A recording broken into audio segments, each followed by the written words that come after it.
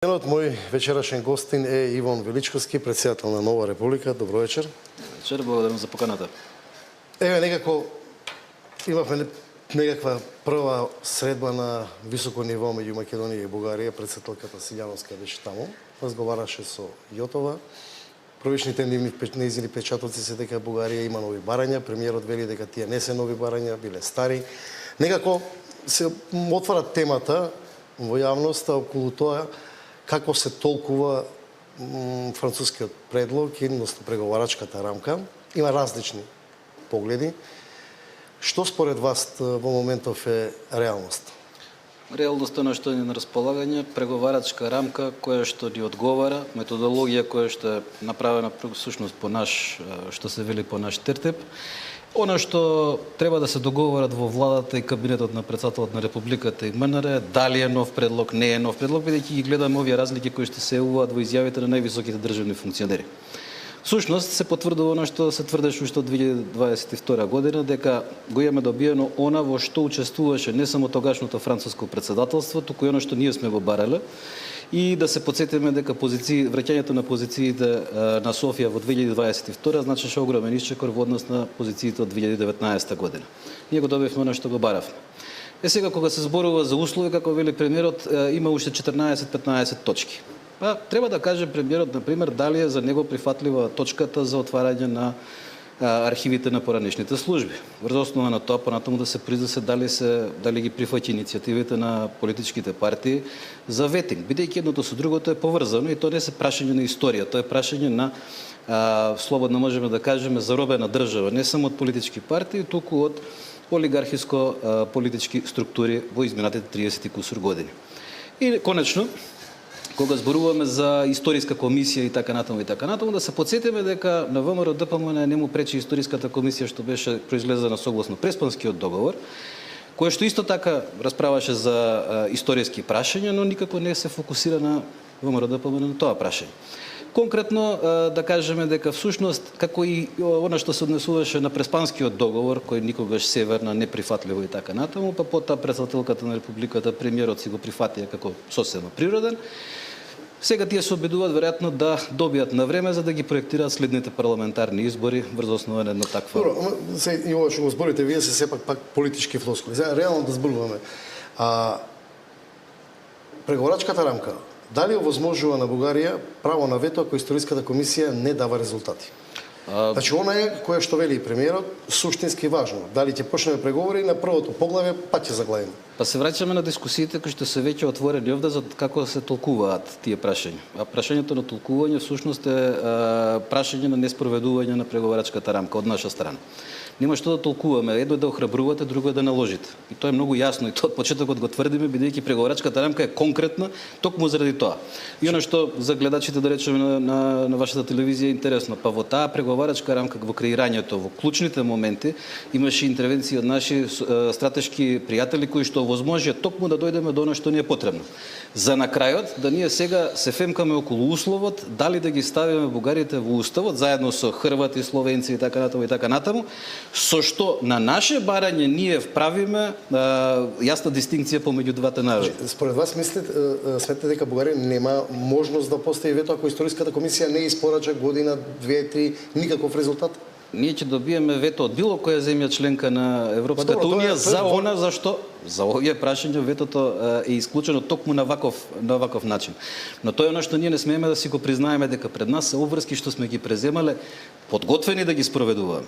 И затоа во еден момент и ВМРО ДПМН и СДСМ се повлекоа. Тоа е целата работа и сега во овој период сега треба да се направи едно зовривање кое што потоа треба да се излади за време на летните празници. За притоа тема да стане дали ќе има реконструкција, па како ќе изгледа реконструкцијата, па дали премиерот како вели дали ќе има иста визија со неговите коалициони партнери. Демек ги смени коалиционите партнери, истите се како и до сега. Која е нова визија? Значи, затоа ви кажувам, сега зборуваме практично отвараме вештачки дилеми. Исто како што тие беа отворени вештачки од 2022 година. Во последно време се спомнува акцијскиот план за малцинства. Што може тука да биде спорно, да речеме? Тука има некои, барем во јавноста, се уште некои непрецизни податоци, наводно земјите членки го прифатили, една земја членка, така барем според владата, вели дека тоа е веројатно Бугарија која се противи. а зашто имаме ние информација од нашата влада? Ајде да го поставиме тоа вака. И да ви дадам втора илустрација за тоа како Европската Унија е еден специфичен, но функционален механизам. Да го земеме примерот со монетата од 2 евра што сакаше да лансира Бугарија, со бугарската азбука. Како одеднаш тоа е запрено? Зошто? Затоа што самата Европска Унија нема намера да создава идни идентитетски и слични спорови. Затоа што не е целта на Европската Унија да создава идентитетски спорови, туку да ги штити идентитетите на нациите во нејзин состав. Да, со тоа идентитетите на народите во однос на земји членки во Европската Унија и веројатно поради тоа. Затоа се консултирани и земји кои што не се членки на Европската Унија. Затоа вклучително да, според оние брифинзи кои што се направени, кои што биле замолено да биде јасно пренесено, цитирано, но без давање извори. Зошто е тоа така? Затоа што Европската Унија следната фаза е нејзина на тамошно компактизирање, станување уште покомпактна и единствена целина. Впрочем, во свет во кој што ги имате повеќе полови на одлучување, тргнувајќи сакате од Соединетите американски држави, нели, земите, не знам, Русија, Кина и така натаму и така, Европската Унија е еден од факторите кои што ќе биде тука. Добро, малку од друга страна е парадоксално, значи ако се гледаат односите со Бугарија и барањата, но од друга страна по премиерот вели дека е оптимист. Поради средите со Макрон и Мерц, не открива од кај му иде оптимизмот, но имате ли ви информација од кај му иде оптимизмот? Видете, како што се приближуваат изборите во Србија, така одеднаш овдека тргнуваат теми за избори предвремени во Северна Македонија. Сега кажеш дека премиерот блефира со оптимизмот или? Па не можам да кажам дека сум уверен во неговата изјава, да бидам политички коректен. Втората работа, зборувавме цело време како бе гаранции се бара. Забележуваме дека одеднаш темата за гаранции за идентитетот јас нема, затоа што сите знаеме дека е тоа смешно да бараме гаранции за собствен идентитет. Нашиот идентитет, како македонци, е македонски. И тоа не можеме да барам некој да ми го гарантира. Јас сум тој што си го гарантира. Вториот дел, нашиот идентитет го гарантираме овде, ќе дозволите само една кратка експликација. Овде, во нашите институции, во нашата земја. Дали е идентитет да останете без доволен број професори по македонски јазик? Секако дека нема да влие позитивно на идентитетот.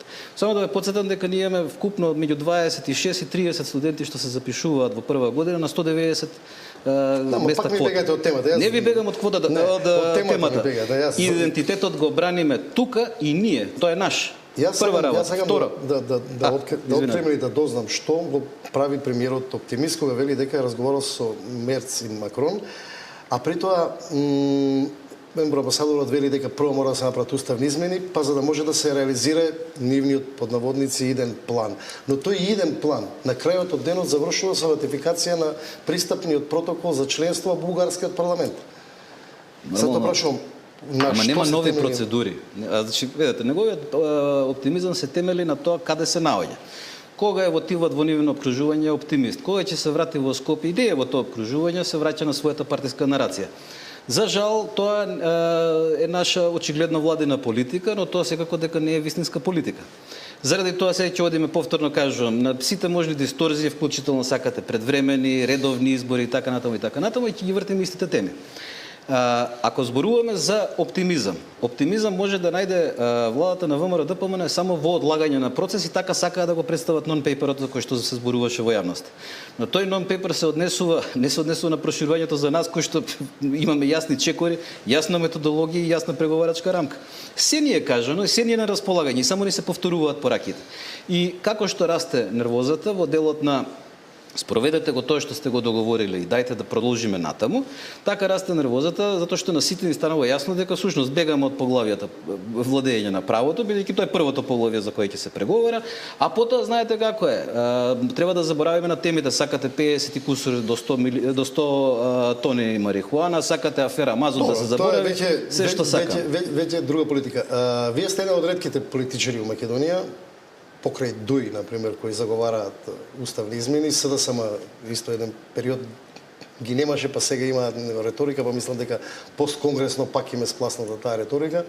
Имате некоја идеја, например, вие дека треба да се организира собирање подписи да се внесе во парламентот предлог закон. Да. Колку е тоа реално или Реално многу колку што веруваме во сопствената сила. Јас верувам во сопствениот народ, во сопствената нација. Верувам во македонскиот народ дека има луѓе кои што едноставно знаат дека гарантирањето на рамноправноста е сила на еден народ.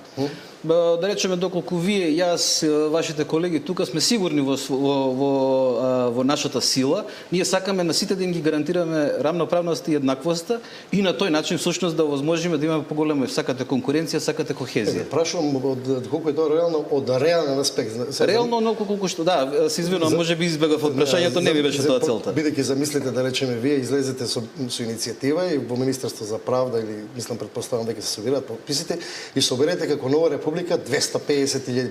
Па вие на изборите ќе бидете втора политичка партија. Па не е идејата да ги собира. Може да се борите за власт. Не е идејата да ги собираме подписите за наша потреба. Ако некој се подпише за тој закон, значи на избори зашто не би гласал за вас, да речеме? Затоа што јас тука би сакал да ги повикам сите заинтересирани кои без оглед на партиско или не знам партиско членство или етничка припадност. Сите оние кои што сметаат дека треба да си го ослободиме политичкиот процес од зависност од политичките раководства. Ова се прашања за кои што темите за кои дебатираме се прашања што ги наметнуваат политичките раководства. Внатре во самите партии постои поделба на про-ЕУ и анти-ЕУ. И во сите партии е тоа. И денеска затоа не можеме да зборуваме за идеологии и така натаму и така натаму, денеска зборуваме за гола прагма. Во голата прагма да си кажеме вака: каде и да се завртиме околу нас 360 степени, ќе видиме дека постои ѓубре на сите страни. Но каде и да се завртиме 360 степени околу нас, ќе видиме дека постојат подготвени луѓе тоа да го исчистат. Во тој дел верувам дека луѓето немаат потреба да пристапат кон партиска иницијатива. Ние се нудиме како сервис. Ние се нудиме нашиот еднаков рамноправен придонес да го дадеме, а верувам дека не 150.000 многу повеќе има кои што се свесни за ова. Кратко, тоа ќе остане на идеја или планирате? Во овој момент ја нудиме како идеја, затоа не зборувавме конкретно и за иницијативен одбор, затоа што во тој иницијативен одбор сакаме да ги вклучиме сите без оглед на нивните припадности да влезат внатре во такво нешто. Не е работата да Нова република каже тој ќе биде во иницијативниот одбор. Тогаш е само една обична партиска класична иницијатива. Такви работи до сега имало многу. Јас нудам етнички, македонски, но и национален, кохезивен, врзивен елемент. И ги советувам партиите, нека разгледаат оваа иницијатива. Ако пречиме ние, нема проблем. Ќе се тргнеме, но нека се реализира. Добро. Силата е во граѓаните. Ќе има предвремени избори? Според ова што го гледаме, да. Колку порано ги има, толку порано ќе ги имаме и следните предвремени избори потоа. Паралелно заедно со претседателските? Мислам дека таа е целта и мислам дека прашање дали ќе се додржи до тогаш. Економската ситуација нема да биде онолку фаворибилна за владата колку што би сакале, а вака распоредена парламентарната опозиција нема да може да даде поголем придонес, одошто да глуми она што е македонска верзија на Бериша Рама двоецот или Джилас Вучич. Празниот простор на опозицијата можен да се трансформира во некаква друга сила или? Да, онолку колку што сакаат граѓаните и онолку колку што веруваат во она што го зборуваме. Пред се онолку колку што ќе проверат дека кај кого нема корупција, не сакам да велам, за мене сакам да проверат. Што и околу кого? Околу интегративна идеја на нацијата на Северна Македонија и македонскиот народ.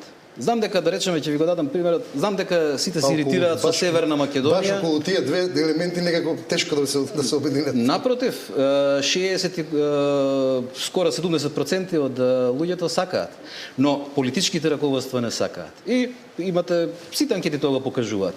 Јас ви го давам примерот со она како се иритираат луѓето што го користат уставното име на државата. Еве се да замолам само за малку внимание. Кога го бранев предлогот Република Македонија главен град Скопје во собранието со парламентарна резолуција и со цела една државна стратегија врз основа на собраниски документ, бев нападнат и од СДСМ и од ВМРО-ДПМН. Иако во коалиција бевме со некои од тие партии. Денеска дојдовме до Република Северна Македонија ерга омнес. Не по моја желба. Затоа советувам да пристапиме сега малку помудро, да не чекаме полоши, нови услови кои што уште повеќе ќе болат. Благодарам за гостување. Благодарам на поканата.